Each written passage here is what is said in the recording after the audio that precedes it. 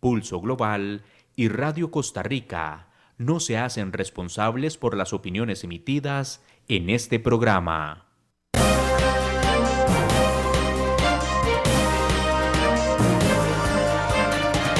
Pulso Global es un espacio que busca analizar los principales escenarios, fenómenos y acontecimientos en el panorama internacional, desde un análisis serio y académico que busca generar insumos para que cada quien pueda construir su propio criterio. Porque comprender lo que pasa en el mundo y cómo incide en nuestro entorno es imperativo. Le invitamos a tomarle el pulso al acontecer internacional junto con nuestros analistas, Gerald Solano y sus invitados.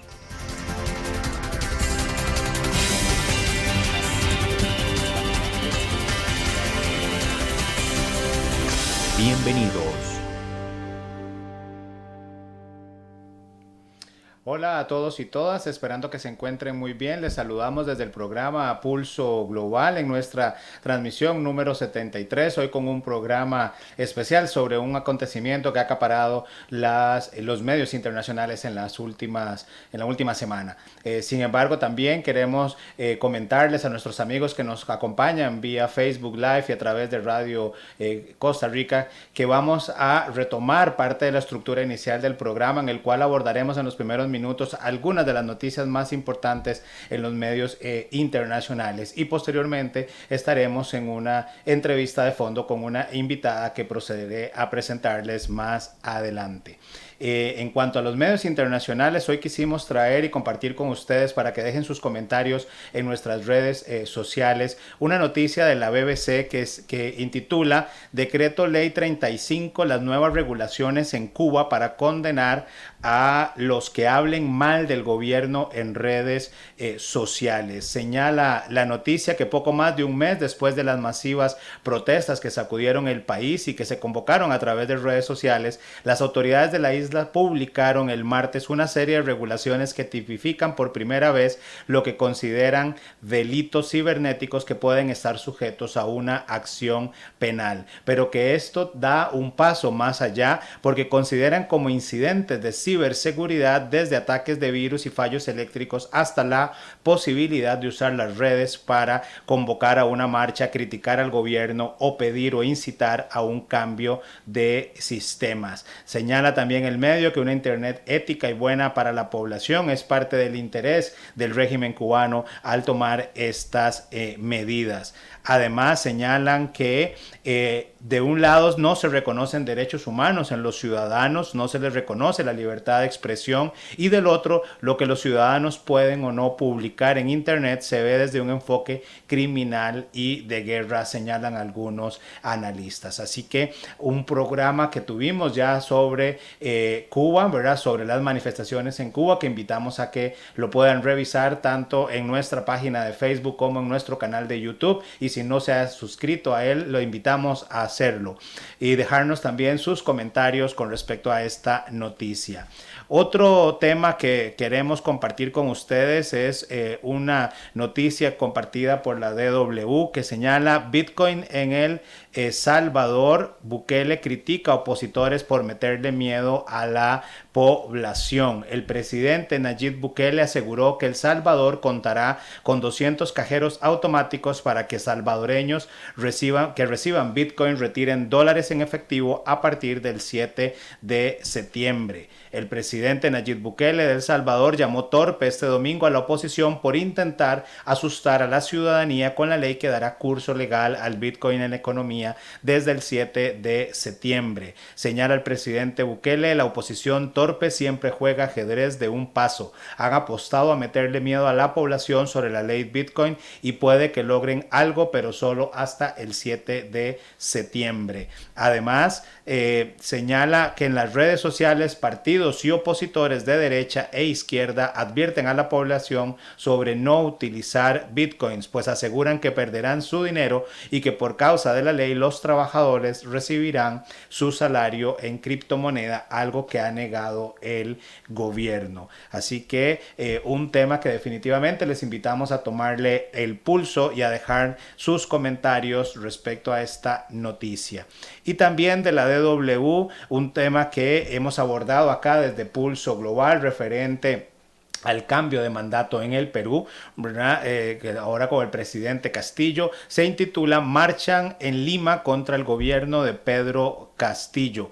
Los manifestantes vestían camisetas blanquirrojas y portaban banderas peruanas en forma similar a las protestas que realizó la ex candidata Keiko Fujimori, derrotada en segunda vuelta por Castillo. Cientos de personas manifestaron este domingo, ¿verdad? El domingo 22 de agosto en Lima para protestar contra el gobierno del presidente peruano Pedro Castillo e insistir en su vacancia o destitución por la controversia que ha generado su gabinete de ministros. Al menos 2 movilizaciones se produjeron desde Lima este domingo, capital peruana, por colectivos que promueven la vacancia del izquierdista Castillo y que aseguran defender la democracia en el país. La marcha más nutrida recorrió Lima, varias avenidas y hasta el distrito de Miraflores, hasta un punto céntrico en lo cual se colocó un camión para la presentación de varios oradores. Así que continúan las revueltas en Perú. Invitamos, ¿verdad?, a cada uno de ustedes a darle seguimiento a estos temas y a revisar, ¿verdad?, nuestros programas. Nuestro programa número 70 habló sobre Haití, ¿verdad?, sobre el tema referente a Cuba, referente a la represión en las calles. En cuanto al programa 66, hablamos sobre América Latina, ¿verdad?, un pulso a los últimos acontecimientos, y que hicimos mención precisamente a la situación de Perú. Y el programa 60, que habla sobre lo que está pasando en El Salvador, donde pueden también profundizar sobre la situación con el presidente Nayib Bukele. Así que gracias por seguir con nosotros. Esto es Pulso Global. Estamos en vivo transmitiendo a través de Radio Costa Rica y del Facebook Live en nuestra plataforma. Hoy estaremos conversando con nuestra invitada Francela Dávila, quien es especialista en relaciones internacionales y género, sobre nuestro tema del día: Afganistán, contextualización de la crisis. Como les habíamos mencionado, ¿verdad?, el tema de Afganistán es un tema que podríamos decir es bastante complejo, por lo que hemos tomado la decisión de revisar este tema en 2 partes. Una primera hoy con Francela Dávila, con quien conversaremos un poco sobre el contexto en el que se desarrolla esta crisis, un conflicto bastante, digamos, complejo. Hay que devolvernos por lo menos unos 40 años para poder comprenderlo. Y la próxima semana tendremos otro invitado especial también para abordar este tema, pero a partir de la decisión de los Estados Unidos de salir de Afganistán y la crisis que inició el fin de semana pasado. Y antes de darle la bienvenida a Francela, voy a permitirme presentarles a Francela. Francela es internacionalista de profesión, ¿verdad? Cuenta con un bachillerato en Relaciones Internacionales emitido por la Universidad Internacional de las Américas acá en Costa Rica. También posee un máster en Derecho Internacional y Negocios por la Yokohama National University de Japón, ¿verdad? Y es candidata a un doctorado en gobierno y temas referentes a género. Actualmente se encuentra trabajando en su tesis doctoral. Fue candidata a una beca por el gobierno de Japón, y también este doctorado es en la Yokohama National University de este país asiático. Tiene experiencia como académica en distintas universidades públicas del país, y también ha trabajado en distintos organismos internacionales tales como UNICEF y el ACNUR. Así que sin más preámbulo, quisiera darle la bienvenida a Francela Dávila. Hola Francela, ¿nos escuchas? Hola Gerald, buenas noches a todas las personas que nos acompañan por los que nos están viendo y nos escuchan también.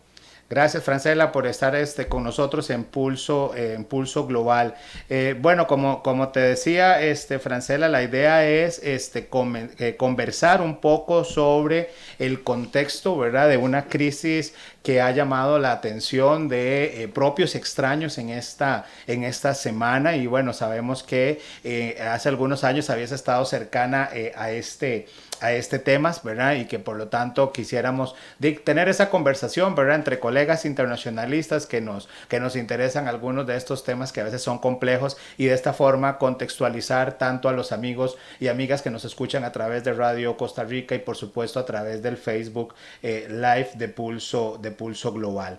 El 16 de agosto, ¿verdad?, prácticamente hace una semana nos enterábamos de que el presidente afgano Ashraf Ghani, junto con su vicepresidente y algunos otros altos funcionarios, volaron fuera de Afganistán, ¿verdad? Y que a esto de alguna forma genera, ¿verdad?, un espacio o un escenario para que insurgentes talibanes recuperen el poder en un país que tenía 20 años, ¿verdad?, de estar con una invasión militar estadounidense, y que lo que buscaba era más bien evitar que los talibanes llegaran al poder. Sin embargo, ¿verdad?, y este es digamos el acontecimiento de estas semanas, consideramos desde Pulso Global la importancia de conversar un poco sobre la contextualización de digamos, de este conflicto, y esto nos llevará a remontarnos, por supuesto, que a muchos años atrás. Algunos hablan de que para comprender la situación de Afganistán habrá que devolverse hasta 40 años. Por lo que quisiéramos iniciar tal vez, Francela, conversando sobre un poco algunos elementos generales, ¿verdad? Por ejemplo, ¿por qué Afganistán es, digamos, importante? ¿Qué tiene Afganistán que lo puede hacer en términos geopolíticos de interés para países como los Estados Unidos o Rusia o la misma China? Gracias, Gerald. Bueno, es importante lo que usted menciona, y me parece muy pertinente hacer como esa agenda de la discusión, hablar primero de el contexto en el que surge este conflicto, porque no es un conflicto que surge en un vacío, sino que responde a una dinámica internacional, una dinámica regional también muy particular, y también a diferentes variables que se presentan y que tienen presencia en Afganistán. Entonces, para empezar, tenemos que decir que Afganistán ha sido víctima de su propia geografía, víctima de su propia ubicación, porque está en el corazón de Asia. Esto significa que es un país que no tiene salida al mar, sino que está en el centro del continente asiático, y permite el acceso a las rutas de comercialización de productos, a las rutas de acceso a diferentes recursos naturales. Entonces, desde la literatura antigua se decía que el que tuviera las llaves de Afganistán tendría las llaves al corazón de Asia. Entonces, eso pone en perspectiva por qué Afganistán surge ahora como un país tan relevante en la política internacional, porque desde antes, desde siglos atrás, ya las potencias habían identificado esa importancia, esa relevancia de Afganistán, y habían identificado ese determinismo que tenía el país para poder acceder a recursos naturales, a las rutas del comercio. Entonces, eso es básicamente como un resumen, como una pincelada de por qué Afganistán toma tanta relevancia en el concierto de las grandes potencias. Así es, y es que Afganistán es un país, ¿verdad?, que se ubica a la salida, es un país montañoso, ¿verdad?, sin salida al mar, ubicado en Asia, concretamente en la región de Medio Oriente, que limita con Pakistán al sur y al este con Irán, ¿verdad?, con Irán al oeste, perdón, Turkmenistán y Uzbekistán y Tayikistán al norte, y con China al noroeste a través del corredor de Wuhan. Kabul es la capital y ciudad más grande, con una población estimada de 4.6 millones, compuesta mayormente por los pastunes, tayikos, hazaras y uzbecos. ¿Y por qué, digamos, señalo estos distintos grupos? Bueno, porque precisamente es una de las particularidades que tiene Afganistán. Es un país, como bien señala Francela, que geopolíticamente ha sido, ¿verdad?, preso de su propia riqueza, de sus propios recursos. Es una puerta importante y de interés, por supuesto, que geopolítico y geoestratégico para las grandes potencias. Sin embargo, algo también, ¿verdad? Y es importante tal vez ahí, Francela, contextualizar a los amigos en términos de la monarquía del clan Durrani, ¿verdad? ¿Cuál fue el auge que tuvo y parte, digamos, de su caída? Porque como bien señalábamos, ¿verdad? Es importante hablar finales de los 70s y 80s, de estas transiciones que vive Afganistán y que nos van a llevar a comprender, por supuesto, cómo lo conversaremos más adelante, entrado el siglo XXI, ¿verdad? Se ve inmerso en una guerra, en una invasión por parte de Estados Unidos. Ahí retomar nada más un comentario que haces, y que al ser víctima de su propia geografía, Afganistán ha sido testigo de muchas incursiones de diferentes países, de las potencias de turno, lo que ha dejado asentamientos diversos en el territorio de Afganistán. Entonces tenemos un territorio donde convergen muchas etnias, donde la sociedad se divide en líneas no solo sectarias, étnicas, sino tribales también. Entonces eso dificulta mucho el proceso de conformación de un Estado, que es a lo que vamos ahora. Básicamente, Afganistán ha sido un Estado que ha hecho sus intentos de formar un Estado nacional, ha pasado por diversas formas de organización. Por ejemplo, ha sido parte se conformó como un reinado como en el siglo XIII aproximadamente.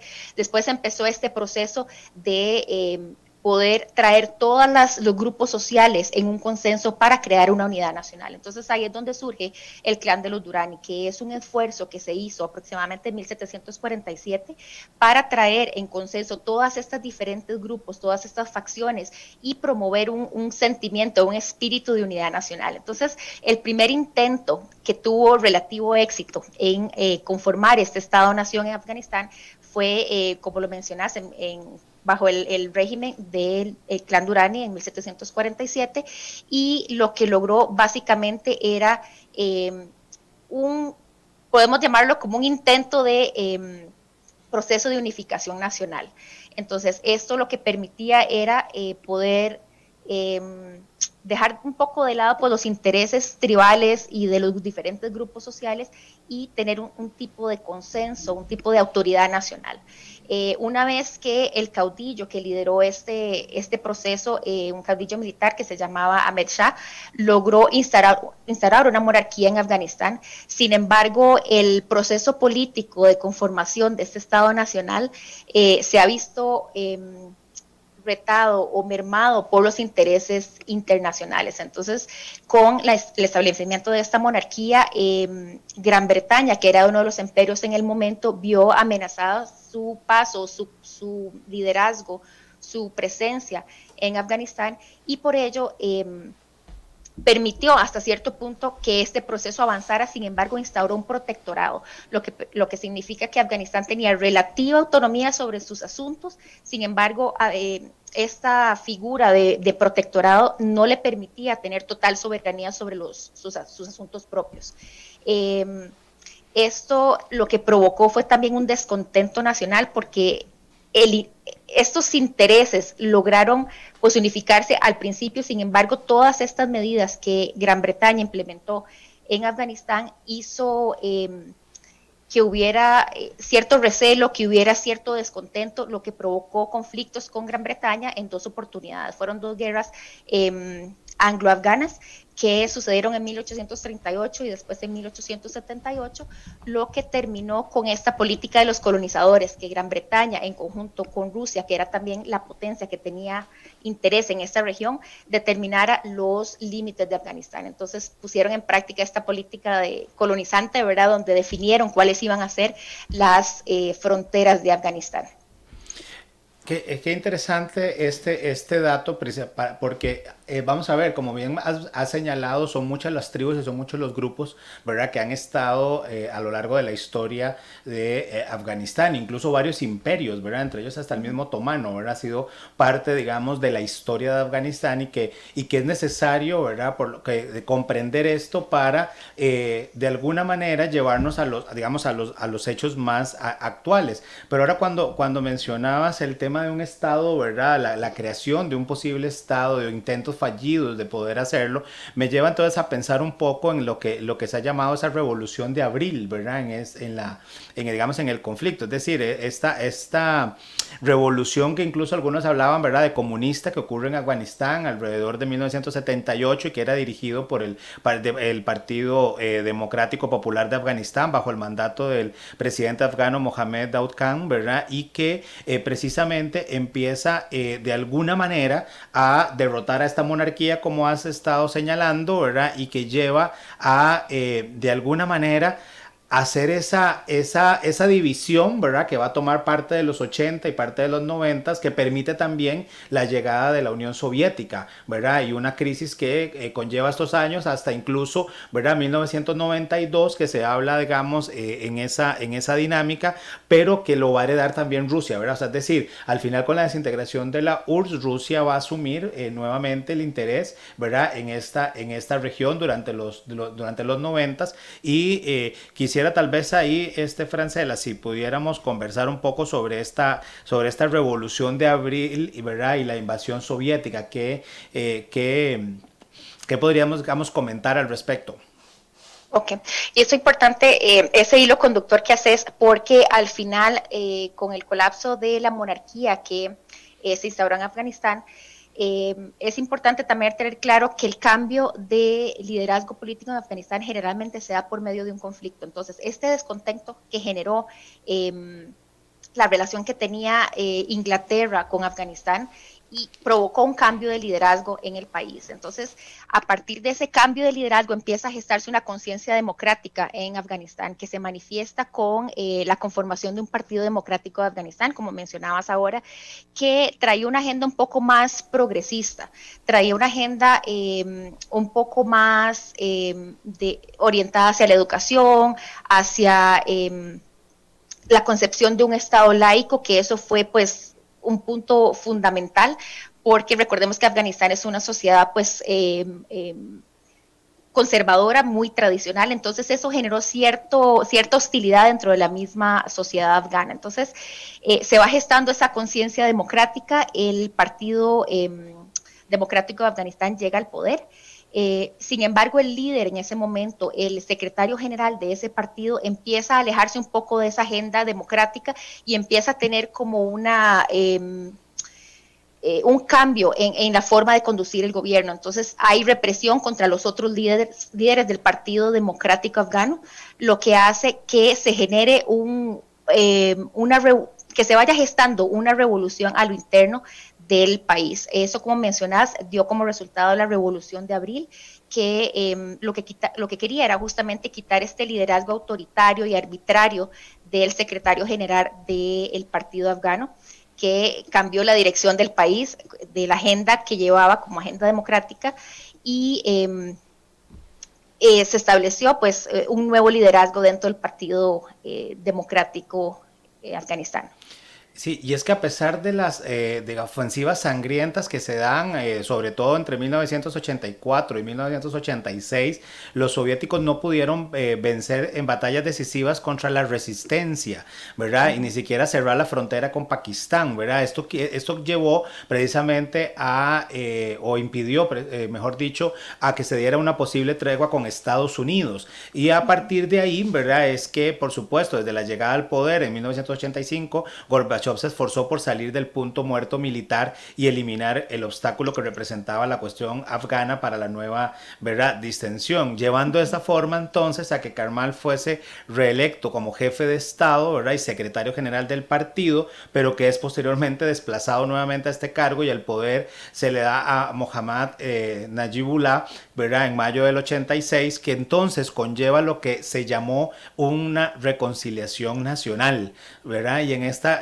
reconciliación nacional se hace adoptar una nueva constitución que no tenía influencias comunistas, y en abril de 1998 los acuerdos de Ginebra ratifican el calendario de retirada de las tropas soviéticas, ¿verdad? De esta manera entonces se hace sin llegar a un acuerdo político, y esto genera entonces, ¿verdad?, una serie también de frentes o de escenarios, como el caso de Peshawar, ¿verdad?, que se convierte en digamos, en una zona de los moderados, ¿verdad?, que en gran medida son partidarios del anterior rey Mohammed Zahir Shah y pertenecientes a la élite tribal, que se opusieron precisamente a los fundamentalistas que pregonizaban, ¿verdad?, algunas posiciones claramente antioccidentales y que lanzaron ataques armados contra otros grupos, por ejemplo, mujahedines, ¿verdad?, liderados por Maksud, del Valle de Panjshir, ¿verdad?, etcétera. Tal vez en este proceso, y hago mención a estas dos regiones porque la próxima semana probablemente hablaremos ya un poco más en detalle, porque hay una, digamos, de ellas que es ahorita el único, digamos, frente que se está oponiendo a los talibanes, ¿verdad? Y que están siendo, digamos, cercados. Es uno, digamos, de los puntos importantes que quedan para conversar también la próxima semana. Entonces, ahí tal vez, Francela, para unirlo un poco a este contexto, es cómo este espacio, ¿verdad?, este vacío de poder que deja la Unión Soviética permite el surgimiento de los talibanes, ¿verdad? ¿Y quiénes son los talibanes? Que en esta semana yo creo que muchos de nuestros oyentes, tanto por Radio Costa Rica como de Pulso Global a través de Facebook Live, han escuchado en los medios de comunicación que los talibanes vuelven al poder en Afganistán. ¿Cómo surgen los talibanes y qué son los talibanes? Ok, básicamente los talibanes es un grupo, se conformó primeramente como un grupo religioso, que era un grupo de estudiantes de la fe islámica que generalmente se conformaban, o se formaban más bien, desde las madrasas, las escuelas de la religión, principalmente en Pakistán. Y es importante reconocer que este movimiento surge como un movimiento religioso primero, sin embargo muta después hacia un movimiento militar. Estos grupos empiezan a conformarse como una resistencia a la presencia de los soviéticos en Afganistán. Lo que buscan es luchar, básicamente esta mutación hacia un grupo militar se dio porque estos grupos de estudiantes de la ley musulmana, de la fe musulmana, perdón, lo que querían era defender la forma tradicional de vida en Afganistán, porque en ese momento el Partido Democrático Afgano solicitó la ayuda de la Unión Soviética justamente para mantener esa agenda, para mantenerse en el poder, y surge dentro del mismo Afganistán ese consenso de que hay que proteger pues la sociedad tradicional. Entonces ellos ven que el gobierno está transgrediendo pues esa tradición de la sociedad afgana y se forman como un grupo militar que busca justamente hacer frente al avance o al afianzamiento de los soviéticos en Afganistán. Entonces lo que hace este grupo de mujahidines es abrir una invitación a las demás personas que quieran venir a defender esta causa, les hace una invitación y no necesariamente tienen que seguir una línea tribal o una línea étnica, sino que abre la invitación a todas aquellas personas que vengan a luchar en Afganistán para crear un feudo islámico, un feudo donde se rija por la ley islámica. Entonces, varios estudios dicen que se abrió la invitación como a 43 países del mundo, incluyendo países africanos, países de Asia, para que estas personas vinieran a ser parte de esta yihad, de esta guerra santa por defender el Estado de Afganistán. Estamos en vivo a través de Radio Costa Rica y Facebook Live en el programa Pulso Global. Hoy conversando con la especialista en Relaciones Internacionales y Género, Francela Dávila. Nuestro tema de hoy es Afganistán, contextualización de un conflicto, ¿verdad? Temas que hoy hemos venido abordando. Y es que, recapitulando un poco lo que Francela acaba de compartir con nosotros, los talibanes fueron un grupo que surgió a finales de los años 90 en el norte de Pakistán, que después de la retirada de las tropas de la Unión Soviética de Afganistán, tuvieron apoyo por parte de Estados Unidos, Arabia Saudita, Pakistán, entre otros, y a partir o a mediados de los años 90 empezaron su influencia en el sureste del país y en 1995 controlaron la provincia de Herat. Un año después tenían Kabul, por lo que controlaron el país en su totalidad. Y como bien señalaba nuestra especialista, aplicaron la Sharia o la ley islámica islámica, ¿verdad? Ello obligó a los hombres, por ejemplo, a llevar barba larga,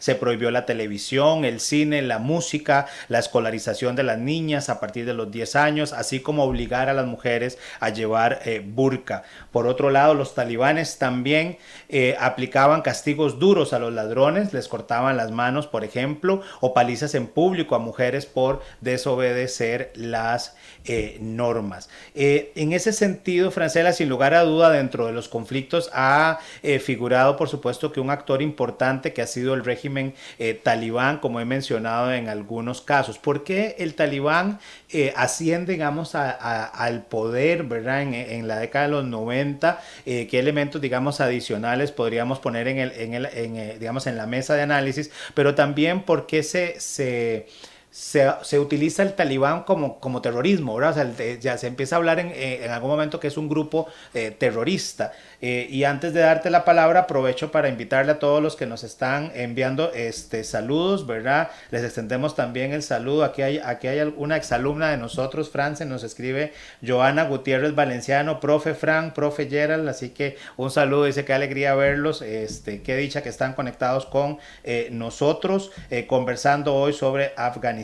Y aprovecho para invitarles a que dejen sus comentarios y preguntas. Entonces, recapitulo la pregunta, Francela. ¿Cómo es que asciende, digamos, al poder este régimen talibán, ¿verdad? En los 90s, y por qué hablamos de talibán y terrorismo? Claro, yo siento que uno de los elementos fundamentales que ayudó al talibán a consolidarse en el poder fue el cansancio, el hastío de la sociedad afgana, que ha vivido una serie de eventos, una serie de conflictos, y creo que el talibán los unía o presentaba una oportunidad para cambiar el contexto en Afganistán y de dar de alguna forma traer paz a los afganos. Creo que ellos capitalizaron sobre eso, diseminaron el mensaje del Islam, que lo que trae, a pesar de las diferencias sectarias, tribales, étnicas, lo que une a los afganos es justamente su religión, aunque hayan diferentes formas de vivir la fe, pero es el hilo que los trae todos bajo una gran sombrilla. Entonces creo que los talibanes presentaron esa posibilidad de traer paz a la sociedad afgana, de unificar de alguna forma, aunque fuera en el nombre de la religión, la sociedad de los diferentes grupos sociales, y creo que eso fue lo que ayudó a que el talibán se consolidara en el poder también. Creo que también ayudó muchísimo el apoyo internacional que tuvo este movimiento.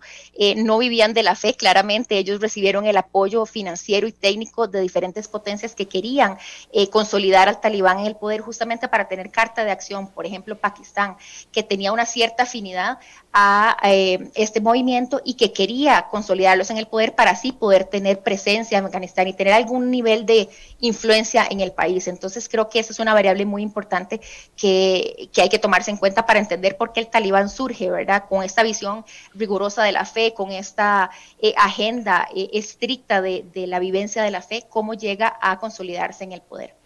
Y es que durante estos 20 años que más o menos nos has venido contextualizando, Francela, los talibanes, ¿verdad?, logran controlar gran parte del país, sobre todo la zona limítrofe con Pakistán, y como bien has señalado, tenían distintas formas, distintos medios para financiarse, entre ellos el comercio del opio, además de la producción y venta de minerales, y señalo este tema de los minerales porque es uno de los recursos que en este momento es de interés, ¿verdad?, para las potencias. Ahí hemos visto algunas potencias ya hacer, digamos, manifiesto su interés de negociar, ¿verdad?, con el grupo talibán que nuevamente tomó el poder el fin de semana anterior.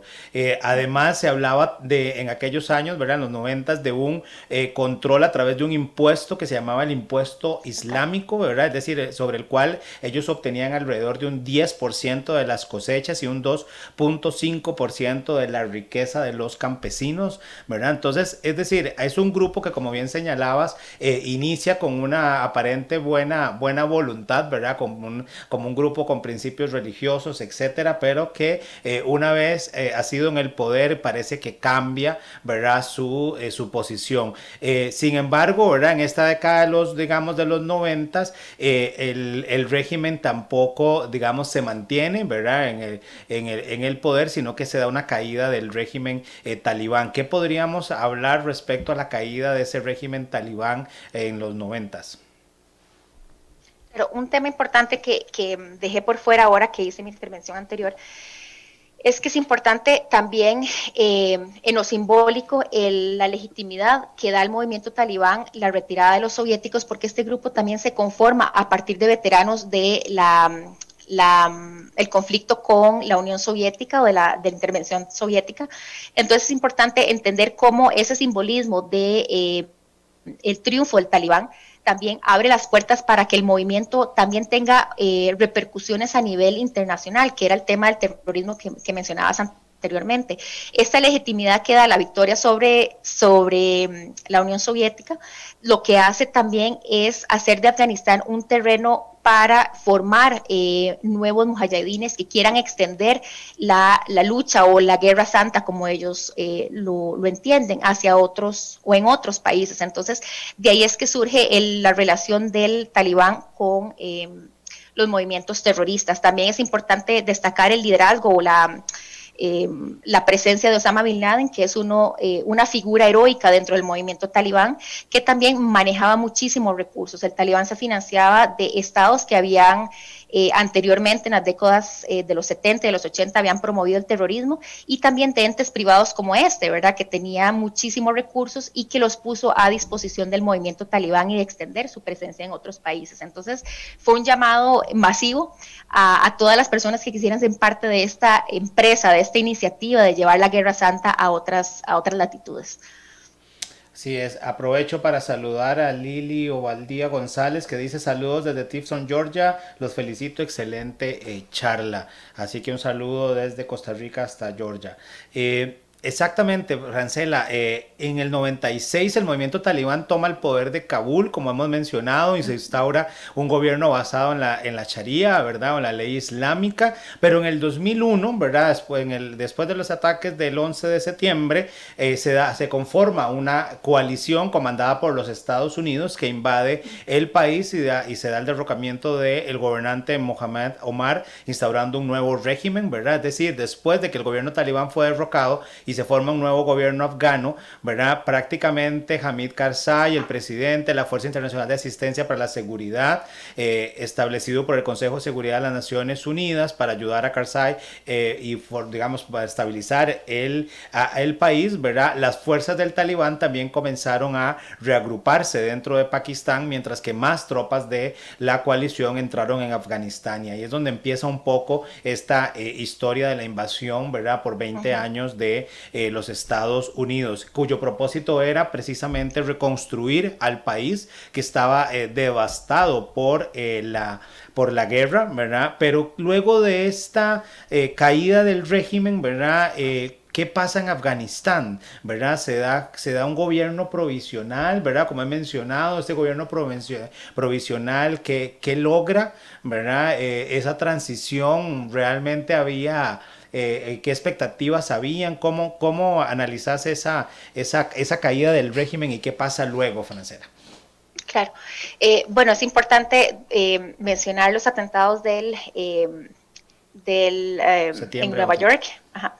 Es importante mencionar como punto de partida porque ahí es donde empieza un proceso donde se lanza una intervención de Estados Unidos a Afganistán, y lo que busca justamente es resarcir ese daño que le han hecho a Estados Unidos, es justamente retomar ese papel de potencia y poder hasta cierta forma reivindicar el papel de Estados Unidos y su posición a nivel global. Una de la democracia capitalista por excelencia, ¿verdad?, ha sido herida en su propio territorio en puntos que son neurálgicos de los Estados Unidos para su sistema capitalista y para su sistema de defensa. Entonces, Estados Unidos lanza esa ofensiva hacia Afganistán. Primero hace una solicitud, por decirlo de alguna forma, al Talibán para que entregue a Osama Bin Laden, que ha sido acreditado como el autor de y facilitador también de recursos para llevar a cabo estos ataques terroristas. Como hay una negativa del Talibán, entonces ya Estados Unidos decide lanzar esta ofensiva contra Afganistán justamente para destruir la operación de estos grupos terroristas. Entonces, a partir de ahí, con la intervención militar, con ayuda de aliados de los Estados Unidos, empieza un proceso que los Estados Unidos denominan como reconstrucción nacional, y básicamente lo que buscan es sentar las bases de un Estado-nación, que es la práctica que Estados Unidos había tenido en otros territorios coloniales, principalmente musulmanes. Sin embargo, hay consenso entre diferentes analistas de que se hizo con un conocimiento un poco alejado de la realidad de Afganistán, y pues el cálculo político tal vez de la duración de esta operación pues no fue el más puntual, ¿verdad? Entonces se extendió una campaña militar, y lo que buscaba Estados Unidos es, como te digo, sentar los elementos básicos para el funcionamiento de un Estado afgano. Lo que se hizo fue establecer un gobierno provisorio para que pudiera supervisar todo el proceso de formación de un Estado nacional en Afganistán. Se contó también con la ayuda de Naciones Unidas a través de una fuerza especializada, una fuerza internacional para que pudiera dar acompañamiento a este proceso, y se sentaron las instituciones fundamentales para poder llamar a elecciones en el 2004. En el 2004, pese a que había todavía un poco de dudas sobre la capacidad de Afganistán para poder realizar elecciones, se realizaron en octubre del 2004. Se elige un nuevo presidente que va a liderar este proceso post-intervención y post-campaña militar en Afganistán. Y es que qué interesante, porque es esta fuerza que mencionas, ¿verdad? La Fuerza Internacional de Asistencia para la Seguridad, ISAF por sus siglas en inglés, durante la siguiente, digamos, década prácticamente, tanto la ISAF como las tropas afganas llevaron a cabo numerosas ofensivas contra los talibanes sin lograr claros resultados. Afganistán sigue siendo uno de los países más pobres del mundo debido a la falta de inversión extranjera, la corrupción del gobierno y la insurgencia talibán. Mientras tanto, el gobierno afgano fue prácticamente, como bien señalas, de empezar a tratar de crear algunas estructuras democráticas, algunas de ellas incluso cuestionadas. Se cambia el nombre, ¿verdad?, de Afganistán por la República Islámica de Afganistán. Se hicieron intentos de buscar apoyos de otros países o de otros donantes. Sin embargo, al final se habla de un intercambio, de una cooperación entre la ISAF, ¿verdad?, o la Fuerza Internacional de Asistencia para la Seguridad, ¿verdad?, con las fuerzas de seguridad afganas. Y esto es un tema, digamos, que quiero también dejar en la mente de quienes nos acompañan hoy en la transmisión para retomar la próxima semana, porque precisamente esta capacitación, ¿verdad?, o estos entrenamientos que se le dan a las fuerzas de seguridad afgana era un poco la carta, ¿verdad?, o la garantía que tenían los Estados Unidos con su decisión de salir de Afganistán, y que bueno, hoy tenemos un contexto, digamos, complejo. Pero ha señalado unos temas importantes que me gustaría, digamos, también retomar, que es el compromiso de la comunidad internacional con el país, ¿verdad? Ha señalado que esta coalición incluso tenía el respaldo, ¿verdad?, de las mismas Naciones Unidas, era una coalición internacional, pero que esta coalición, ¿verdad?, al final, por lo menos es mi criterio, no sé si lo compartirás o no, France, pero digamos, no logra su cometido, ¿verdad? O sea, es decir, a pesar de 20 años en Afganistán, todavía el país sigue enfrentándose a situaciones bastante complejas. Y es que el 11 de septiembre definitivamente cambió la dinámica del mundo, ¿verdad? Cambió la forma en que veíamos las relaciones internacionales. Algunos decían, ¿verdad?, que con el 11 de septiembre del 2001 se hablaba de un antes y un después de la hegemonía o del poderío de los Estados Unidos. No hay que olvidar, ¿verdad?, la guerra en Irak y la guerra, ¿verdad?, en Afganistán, Afganistán, dos situaciones que llevaron a los Estados Unidos a enfrascarse en una serie de elementos, pero que definitivamente yo creo que marcan una gran trascendencia en lo que denominamos el tablero de ajedrez mundial, por lo que podríamos ahí decir cómo se toma en Afganistán la continua lucha contra el terrorismo y cómo esto afecta a ese país durante esta primera década del siglo XXI. Yo creo que es importante también dejar claro que a pesar de este esfuerzo de construcción de un Estado nacional en Afganistán con el apoyo internacional, han habido avances, sin embargo, esos avances no permiten sostener un gobierno en Afganistán, porque se consolidaron las instituciones en Afganistán. Sin embargo, el clima de gobernabilidad es muy malo, los indicadores sociales de Afganistán son bajísimos. Entonces es importante también ver cómo, a pesar de que se ha hecho esta inversión en el país, este proceso de construcción de un Estado no ha calado hasta lo que son las diferencias dentro de la misma sociedad, ¿verdad? No se ha logrado en realidad ese proceso de unificación, de consenso nacional. Entonces, todavía, como mencionabas vos, el talibán ha sido replegado porque hasta hace unas semanas atrás el gobierno de Kabul funcionaba y era operativo solamente en el centro de Afganistán, en la capital. Sin embargo, el poder no se extendía a las otras zonas donde todavía quedan focos de resistencia al talibán que estaban poco a poco pues ganando terreno. Entonces, creo que todavía se mantiene pues el riesgo. En ese momento se mantenía el riesgo de poder resurgir de este movimiento talibán, de poder ampliar la capacidad operativa y poder ir poco a poco tomando las provincias de Afganistán hasta lograr el avance que lograron hace unas semanas y llegar hasta Kabul. Entonces creo que todavía se mantiene pues el terreno fértil para el terrorismo, para poder mantener esa plataforma para que movimientos terroristas puedan seguir operando desde Afganistán. Sí, estamos en vivo a través de Radio Costa Rica 930 AM y a través del Facebook Live de Pulso Global. Hoy conversando con la especialista en Relaciones Internacionales y Género, Francela Dávila. Enviamos un saludo también a Jenny Cortés, que nos saluda desde la costa de Oaxaca, México. Excelente dinámica, una información bastante digerible. Muchas gracias por estar con nosotros, acompañándonos.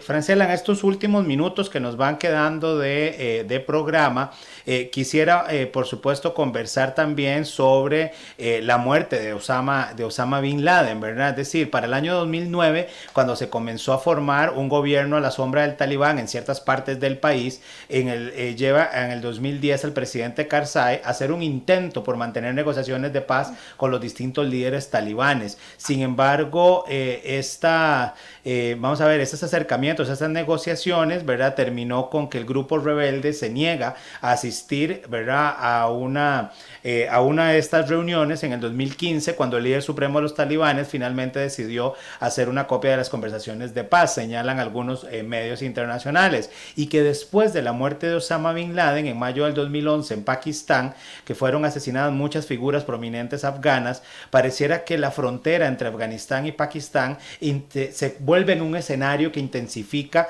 ¿verdad?, y los ataques por parte de la red Haqqani, ¿verdad?, basada en Pakistán, que también llevaron obviamente estos ataques a territorio afgano. Sin embargo, Estados Unidos, ¿verdad?, culpó a elementos criminales dentro del gobierno pakistaní con el aumento de esos ataques, pero que al final lleva también, ¿verdad?, a un proceso electoral en el 2014 que lleva a la presidencia a Ashraf Ghani, que es con quien empezaba hoy precisamente yo a conversar con vos, referente a digamos, su salida posterior. Entonces, en ese digamos, escenario, la guerra de Estados Unidos en Afganistán se considera la guerra más larga de América, dado que se dice que termina oficialmente el 28 de diciembre del 2014, pero que Sin embargo, las tropas que se quedan, ¿verdad?, de la OTAN, lideradas por Estados Unidos, han permanecido ahí para entrenar y asesorar a las fuerzas del gobierno afgano. O sea, es decir, es una guerra que, si vemos en números, algunos señalan más de 90,000 muertos relacionados directamente con la guerra, pero algunos otros hablan de más de 100,000 heridos, ¿verdad? Hay, digamos, varios datos al respecto. Entonces, en ese, digamos, contexto, ¿cómo evalúas digamos, el terrorismo? ¿Sigue siendo una guerra con el terrorismo? ¿Sigue siendo el Talibán un grupo terrorista? ¿Y qué factores pueden haber desencadenado esta situación? ¿Verdad? Con ese contexto que vos nos has hoy señalado, nos has presentado, ¿qué elementos adicionales podríamos tomar en consideración para, digamos, analizar cómo se ha desencadenado la situación actual luego de 20 años de control militar por parte de los Estados Unidos? Creo que es importante también tener en cuenta que el movimiento talibán pues se mantiene, como mencionábamos a lo largo de esta conversación, pues ha estado presente de una forma más activa que otra, pero siempre ha estado presente en Afganistán, siempre mantiene presencia en zonas claves de Afganistán, y también hay células de este movimiento en otros países. La amenaza por el terrorismo de parte del Talibán se mantiene. Es interesante también ver cómo Estados Unidos pues ha habido acercamientos con el movimiento talibán, justamente porque hay ese reconocimiento que la amenaza continúa. Entonces es importante también ver cómo hay ese reconocimiento, puede ser hasta tácito, de que el talibán se mantiene, de que el talibán sigue siendo una fuerza a la que Estados Unidos no debe perder de vista, porque puede amenazar los intereses de Estados Unidos en la región. Entonces creo que hay que pues darle seguimiento a la situación, ver cómo se va desarrollando. Es un proceso ahorita que todos estamos pues dándole seguimiento para ver cómo se va desarrollando y qué forma va tomando este gobierno del Talibán. Y es que la situación política actual de Afganistán es bastante compleja y confusa. Estamos hablando de más de 12 años después del derrocamiento del movimiento talibán a raíz de la intervención del país por la coalición liderada por Estados Unidos a finales del 2001, un gobierno que ha sido instaurado por la comunidad internacional y que posteriormente ha sido refrendado por el órgano legislativo. Pareciera que hasta su caída, ¿verdad? Prácticamente el 15-16 de agosto del 2021 siguen siendo, digamos, un escenario de lucha por, por los grupos talibanes y por supuesto por las distintas fuerzas. Algunos medios han señalado que el 14 de abril del 2021 el secretario general de la OTAN, Jens Stoltenberg, señalaba que la alianza acordó, ¿verdad?, retirar y comenzar el retiro de sus tropas de Afganistán antes del 1 de mayo. Sin embargo, poco después de que comenzara la retirada de esas tropas de la OTAN, el Talibán lanzó una ofensiva contra el gobierno afgano, avanzando rápidamente frente al colapso de las fuerzas del gobierno afgano. Por supuesto que esto, vamos a ver, se manejó a nivel también de la información digamos, de inteligencia del gobierno estadounidense, y que ya desde la administración de Donald Trump se venía, ¿verdad?, en un proceso de retiro de las tropas. Incluso recuerdo la campaña electoral con el presidente Donald Trump, cuando él decía que no tenían por qué estar, ¿verdad?, primero, que Estados Unidos no tenía por qué sostener a la OTAN, ¿verdad?, por qué seguir pagando guerras. Segundo, no tenían por qué seguir muriendo estadounidenses cuando el resto de los aliados no asumían sus responsabilidades con respecto a este organismo transatlántico, pero que bueno, que definitivamente es una, digamos, una crónica, ¿verdad?, de un proceso que se vuelve cada vez más complejo. Así que muchos de los informes, ¿verdad?, han venido, digamos, señalando que la situación es bastante compleja, como lo has mencionado, Francela, a lo largo de digamos, de este ratito que hemos estado conversando. Y antes de darte, digamos, un espacio para alguna idea, digamos, final de cierre, porque estamos ya cercanos a finalizar nuestro programa, aprovecho para saludar a Marcela Alán, quien nos pone excelente tema. Saludos, a quien también saludamos, una gran amiga y quien fue parte de Pulso Global. Así que un abrazo para Marcela y por supuesto para nuestro buen amigo Percy Rodríguez. Entonces, ahí, Francela, tal vez porque ya obviamente hemos contextualizado muy bien, ya estamos llegando prácticamente al momento del retiro, ¿verdad?, de las tropas estadounidenses, de las tropas de la coalición, y que queremos obviamente retomar la próxima semana. A partir de ahí, no sé, alguna idea de cierre de este análisis y de este contexto que hoy tan amablemente nos has compartido a lo largo de estos minutos. Gracias. Yo creo que, bueno, básicamente tenemos que darle seguimiento a los eventos, cómo se van desarrollando. Vemos cómo este conflicto pues no se da en un vacío, sino que responde a una dinámica pues ya de larga data. Entonces, es importante pues seguir el seguimiento. Uno de los temas también que a mí me apasionan es el tema de género, también ver cómo ha habido un posicionamiento del tema de género, el tema de protección de las mujeres, de las mujeres afganas, ha llegado a la agenda internacional, que era un tema que generalmente pues no lo hacía en la agenda de seguridad internacional. Entonces, creo que estaría pues interesantísima darle seguimiento al tema con la próxima parte que van a conversar la próxima semana, como para ir tomando nota de cómo se va dando, ir viendo a ver cómo va formándose un gobierno del Talibán, porque es un poco engañoso ver el discurso que manejan ahorita y cuál va a ser su posición ya una vez que asuman el gobierno. Entonces, quedaría más bien listísima para darle seguimiento con el próximo invitado que vas a tener la próxima semana y ver cómo se va desarrollando y qué forma va tomando estos eventos en Afganistán.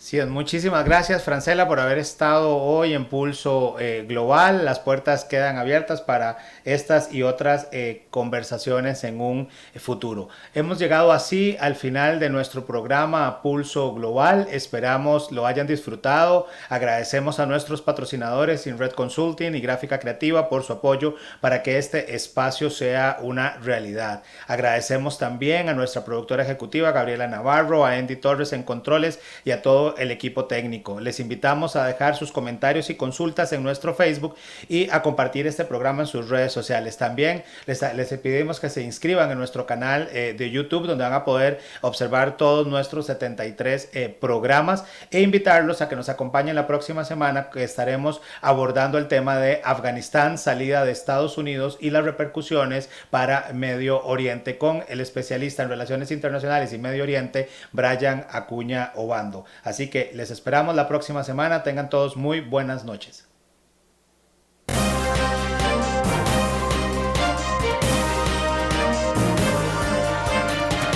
Esto fue Pulso Global. Gracias por acompañarnos en una transmisión más. Le invitamos a sintonizarnos por Facebook Live y Radio Costa Rica 930 AM para llevar juntos el pulso al acontecer internacional.